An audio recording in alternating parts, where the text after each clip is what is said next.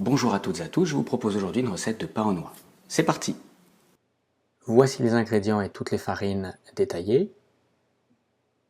Dans un premier temps, je vais mélanger toutes les farines, donc la T65 de blé, les 50 g de farine de noix qui vont donner un super petit goût, la seigle type 110 également pour le goût, et les 100 g de T110 pour obtenir ce pain complet.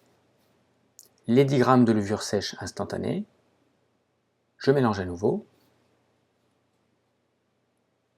Un petit peu de sel, une petite cuillère à café, 4 grammes, encore un mélange, et enfin 150 g de cerdon de noix.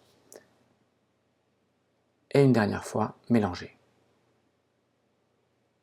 Donc j'installe le pétrisseur concasseur, les 310 g d'eau,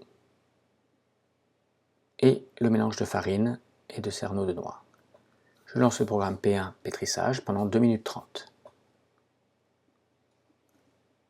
Voilà, donc le pâton ne s'est pas formé immédiatement en une seule boule, juste à la fin.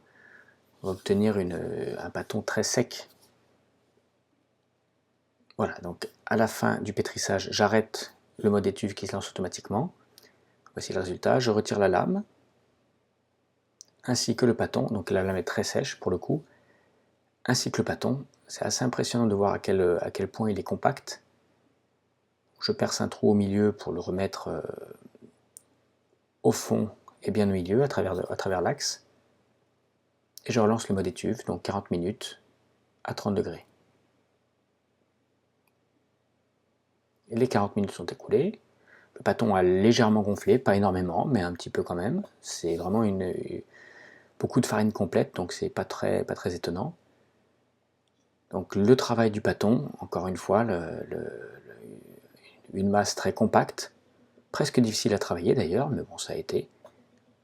C'est assez impressionnant, on obtient un pain complet, mais croyez-moi, vraiment délicieux et finalement très léger, pas du tout étouffant.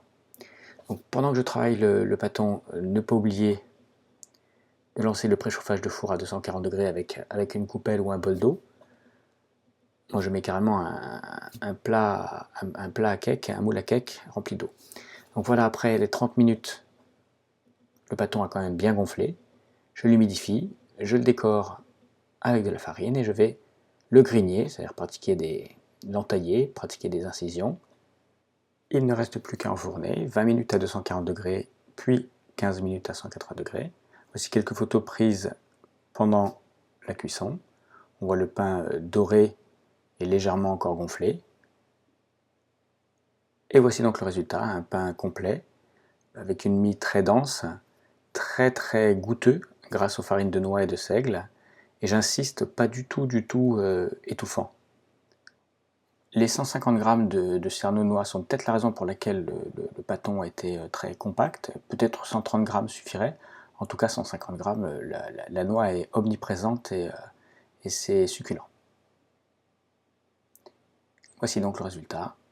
Un pain coloré, complet et délicieux. Voilà, cette recette est terminée, j'espère qu'elle vous a plu. N'hésitez pas à laisser un petit pouce bleu, ça fait toujours très plaisir. Et surtout, n'oubliez pas de vous abonner. A bientôt!